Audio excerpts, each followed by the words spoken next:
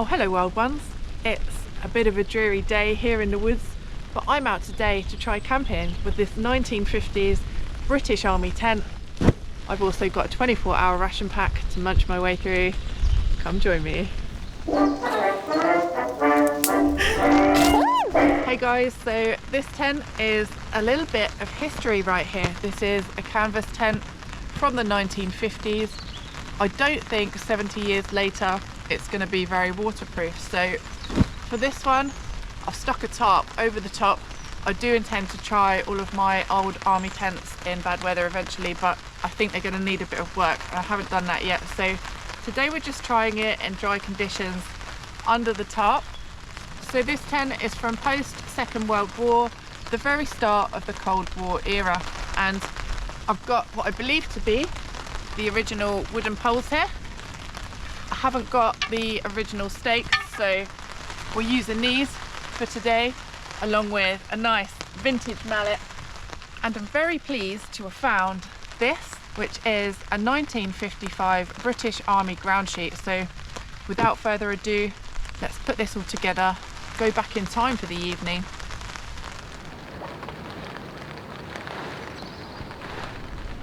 I'm guessing that these bits on the poles go through there.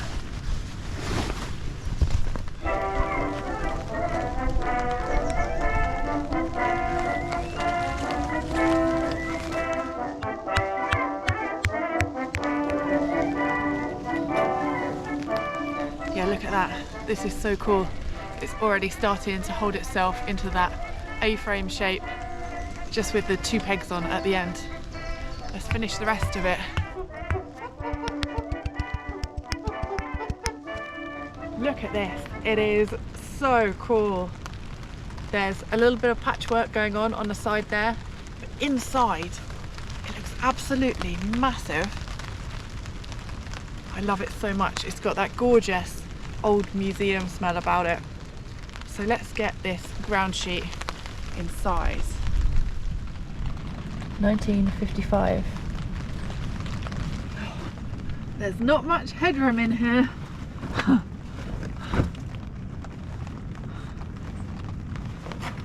Right, how does this go? Oh, it's only quite skinny. So this is a one-person ground sheet, underlay, whatever you want to call it, to go under your sleep system. Here's one I made earlier.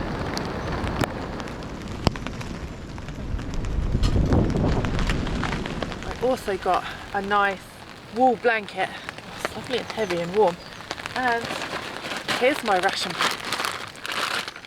This is menu 5, property of the MOD, no less. So let's tuck in and see what we've got in here. Oh, chocolate pudding, drinks, salted peanuts, oh yeah, cheddar cheese spread, cookies and cream flavour bar, hot chocolate, ooh, a spicy sauce, fruit muesli, biscuits brown. Ooh, so I guess these are our main meals. So we've got sweet and sour chicken with rice, delicious, and a pasta bolognese. I love both of those. Let's have sweet and sour chicken for a bit of lunch, and we'll have pasta bolognese later. These are actually, they're wet foods, so I don't have to hydrate them. I'm gonna stick it in here. We'll stick that in for our 7 to 8 minutes. I'm also gonna try a bit of fruit drink. Try mango and passion fruit. It feels like I'm just stirring sugar into water, which is probably what I'm doing.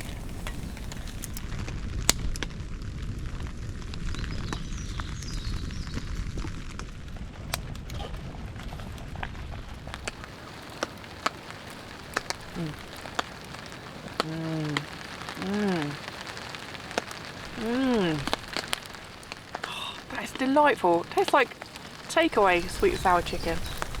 Honestly, that is so good.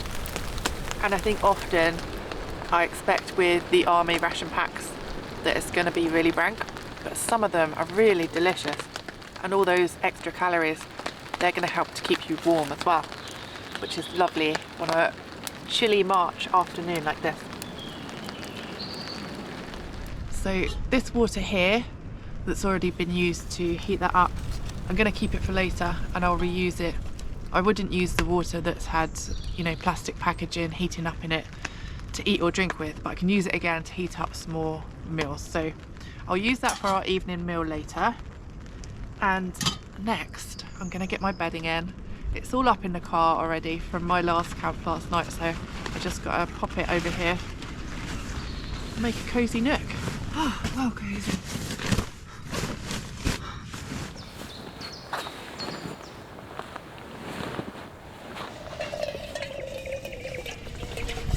So my bed's all set up in here. I love it. There's quite a lot of space on the ground. This is a two-person shelter, but there's not great headroom. Hardly enough to sit up actually, right in the middle. And my doors here, I mean, I think at one time there used to be a bug net attached onto this, but it looks like it's been cut off. So we don't have a bug net now, but that's fine. We don't need it this time of the year anyway. So, I guess, oh, you pull it out like that and tie those through to do it up. Right, let's do that. Right, I fixed that in together, which will be giving us a ton of extra space at this end of the tent, which is great. Just tied it off to that stake there. For now, rest and a drink. Okay, let's have a little go on this coffee. See what it's like. I don't have particularly high hopes. You never know. Ooh. I mean, it doesn't taste of much. It tastes mildly of something, but I wouldn't call that something coffee. Wood shavings, maybe? I'm not sure. I've also been having a little nibble on this cookies and cream bar, which looks kind of like a gone off Rice Krispie cake, and it tastes like it as well. The rain's back a little bit, just a little bit of light rain. I'm comfy and I'm warm, and I've got nothing to do now until dinner time. Look at the sky over there. It's just beautiful.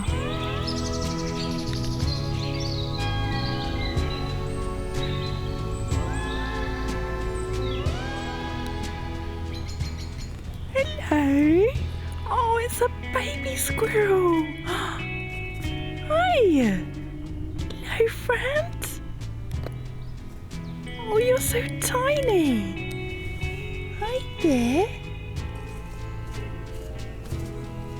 Hi. Hello. What are you after? Hey. Oh my goodness. Are you friendly, squirrel? Or are you a bit feisty? I've never had a squirrel launch itself at me before. Hey, dude. Where are you hiding? I feel like this is an angry squirrel. Are you angry? Are you an angry wangry? Can we be friends?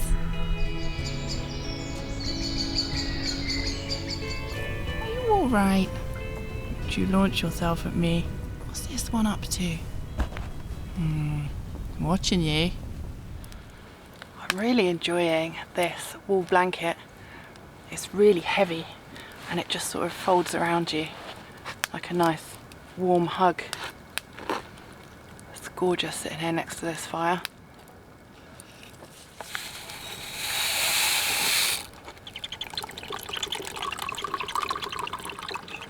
I wonder if there'll be any more crazy animal action.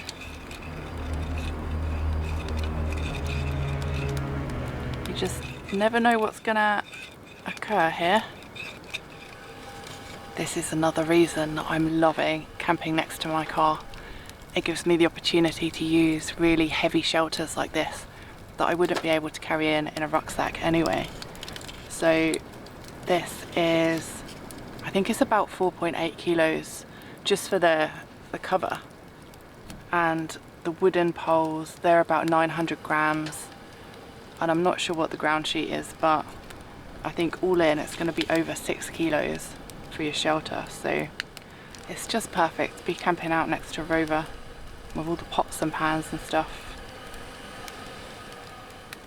I wonder what this tent was used for back in its day. Military operations, field exercises. Yeah, I love to think about the people that might have slept in this. The stories it could tell, you know? And tonight I get to make my own story with it. The night I got attacked by a squirrel. Ah! Okay, dinner is cooking. I haven't got any sort of army bedding as such. Actually, I used to have, is it called an army Arctic? The down sleeping bag. When I first started while camping, I was using synthetic sleeping bags, and they were massive and took up basically the whole of my rucksack. And I asked in one of the Facebook groups, you know, how do you guys fit your sleeping bag in the rucksack? And someone said, oh, you have to get a down one. It will squish down more. So at the time I couldn't afford a modern down sleeping bag, so I got a second-hand Army Arctic, and it was so heavy, and I think I made the mistake of washing it in the washing machine, and then I tried to dry it with the tennis balls, but I don't think it really worked, because when I used it I was bloody freezing.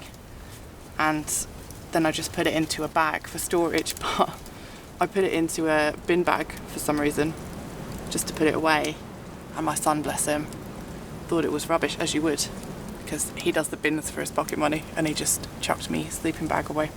So I don't have any army gear now, aside from my new wool blanket to sleep with. But it'd be fun sometime to do that as well, come out with one of the old army tents and sort of old-fashioned sleeping gear, maybe in summer, not on a cold early spring night like it is today. Oh, it looks nice. Let's try this. Pasta bolognese from menu 5.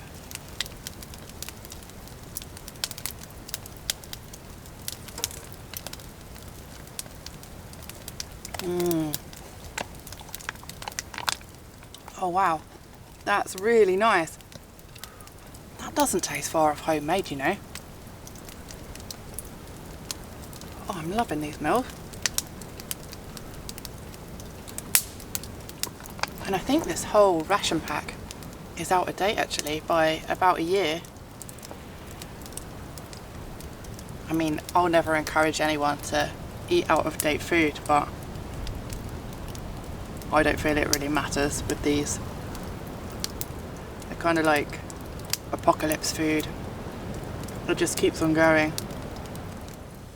Right, chocolate pudding and then bed. I've not heard any crazy animals for the last hour or so, so hopefully there'll be no flying squirrels. Right, chocolate pudding and chocolate sauce. Oh, this is going to be freaking amazing. I love chocolate pudding. It'll keep me nice and warm through the night. I've got to get up tomorrow with an alarm, so I'm not going to be up late tonight. Hopefully, famous last words. It's like a block of chocolate cake with chocolate sauce in it as well. It's nice. I mean, it's never going to compete with a proper chocolate cake, but for a chocolate cake out of a bag that's probably been in there for a few decades, I'm going to finish this off, and then unless anything drastic happens, I'm going to get to bed, and I'll see you guys in the morning. Yeah, I don't really know what you're supposed to do with these.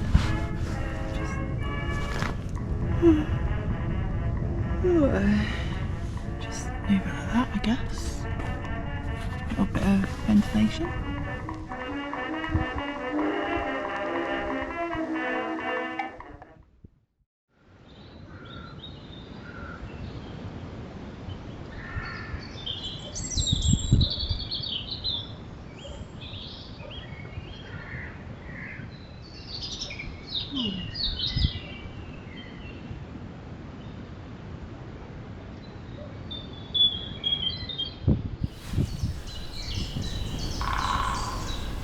Woodpecker.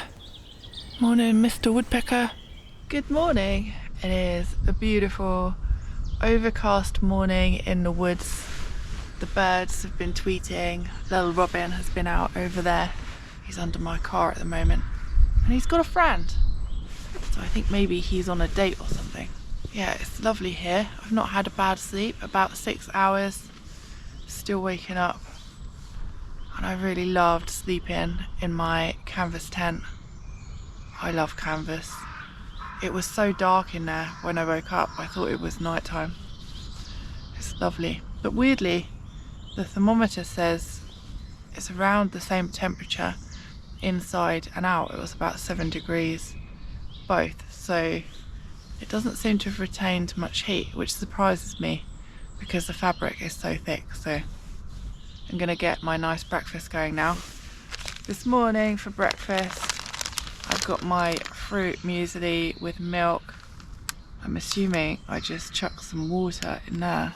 And I thought because the coffee's rubbish, I'll have a cup of tea because that's very British, isn't it? Oh, speaking of being British, I forgot the most important thing.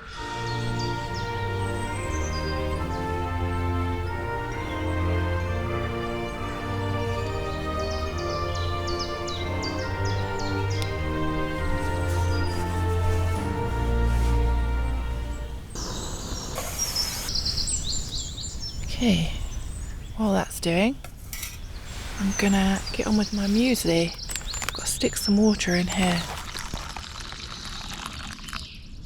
Right, so here's my breakfast. I've got my fruit muesli and a nice cup of tea. The tea looks okay. Let's try it.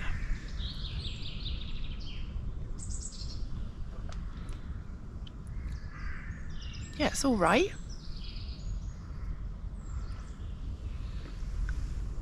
It's very weak. Let's try a bit of this muesli. Looks quite delicious.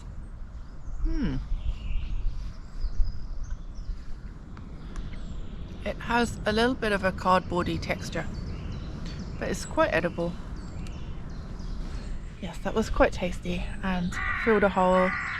And I've got to get packed up now, as much as I'd love to just sit around here and take it all in all morning. So comfy, all propped up here under my warm blankets. And I don't want to get out, it's cold outside, but I have to get going. I've really loved this camp. I do need to know how to try and get this waterproof. I've just had a look at the ground sheet in there and that's soaked up a fair amount of water just from the damp ground, which is really not surprising for a ground sheet from 1955. So yeah, how do I waterproof these? Do I wax them? How do I do that? Is there some kind of wax that I rub on it and round the seams? I'm not sure how it works. I don't really want to spray modern waterproofing stuff all over them. I just don't feel like that would be the right thing to do. So I want to try and take care of them in their vintage ways and try them again in some rain. Quick look at what's left in my ration pack. I've done quite well on it actually, there's not much left. A few drinks and hot chocolate, gum, biscuits brown, don't like biscuits brown, and some more teas, coffees. Oh yeah, cheddar cheese flavour spread, which is hard as a rock actually, and my chilli sauce. So yeah, that's not a bad effort, is it? But yeah, this has been a truly restful night. I've had a gorgeous time. Thank you guys for coming along and I'll see you again soon. Bye.